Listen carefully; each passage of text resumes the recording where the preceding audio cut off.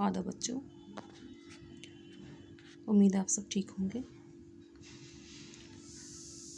तो बेटा चलिए देखिए, आज क्वेश्चन नंबर 6 है। इसमें मैं यही आज आपको दिखा रही हूँ थोड़ा बहुत। क्वेश्चन नंबर 6 है यहाँ पे, did the old man look upon his animals as his family, what made him worry about them, what did the old man fear would harm his animals. क्या ये बूढ़ा इंसान जो है अपने जानवरों को अपनी फैमिली मानता था, उसको इनके बारे में क्या परेशानी थी और किस चीज़ से ये डर रहा था कि उनके जो जानवर हैं उनको कोई नुकसान पहुंचाएगा, कौन से नुकसान से वो डर रहे थे। The old man viewed his pets as his family. जो ये बूढ़ा इंसान था वो अपने इन पेट्स को एज फैमिली मेम्बर्स मानता था, देखता था। He cherished them to the degree that he could not imagine his existence without them. वो उनके साथ इतना प्यार करता था कि उनसे दूर रहने के बारे में वो सोच भी नहीं सकता था। He was worried about their security as he left them behind and go to a safer place. अब क्योंकि वो वहाँ से निकला था अपनी जान बचाने के लिए, तो वो बहुत ज़्यादा परेशान था कि उनका क्या होगा। He fear that artillery fire would harm his pet animals. उसको ये डर था कहीं उनको कोई तोप का गोला ना लग जाए जिसकी वजह से वो मर जाए। The old man was a victim of the war but he had no wish to play a part in it. How do you come to know of this from the story. ये बूढ़ा इंसान जो था ये इस जंग का शिकार हो गया था, लेकिन फिर भी ये इस जंग में अपना कोई पार्ट प्ले नहीं कर रहा था, यानी इसको इस जंग के साथ कोई लेना देना नहीं था। आपको इस स्टोरी में ये कहाँ पता चला।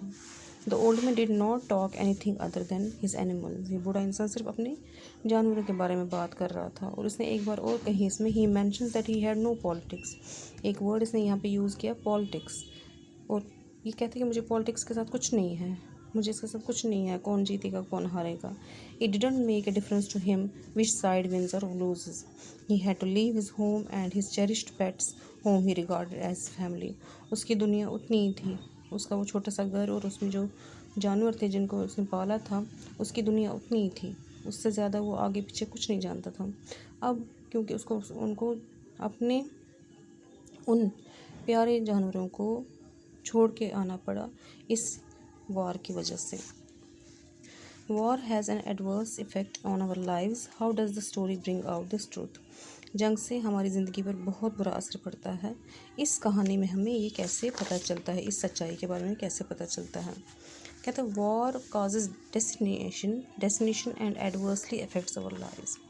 ये जो वॉर है ये बहुत ही ज़्यादा तबाही मचा देता है और हमारी ज़िंदगी पर बहुत असर डालता है। Wars make people leave their homes and become refugees. War ही लोगों को अपने घर से निकाल देता है और उनको रिफ्यूजी बनने पर मजबूर करता है। The old man of the story has to leave his pet animals which he cherished very much. जिस तरह यहाँ पे इन्होंने एक मिसाल दी एक बूढ़े इंसान की कि उसको अपना घर अपने उन जानवरों को छोड़कर जाना पड़ा जिनके साथ वो बहुत प्यार करता था। In wars a nation loses populace and there is substantial harm to the economy. ना कि वहाँ के लोगों पे असर पड़ता है बल्कि वहाँ की इकोनॉमी पे भी असर पड़ता है।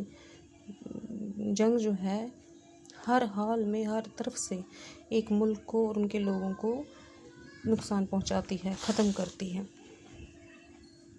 अभी लैंग्वेज वर्क में है, ये कुछ वर्ड्स हैं जिनके सेंटेंसेस हैं, ये आप देख लीजिएगा।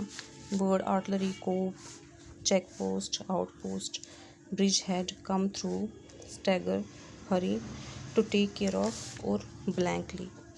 इनको आप देख लेना। इसके बाद फिर हम जो मैंने आपको पंक्चुएशंस दी थी उनके बारे में बात करते हैं।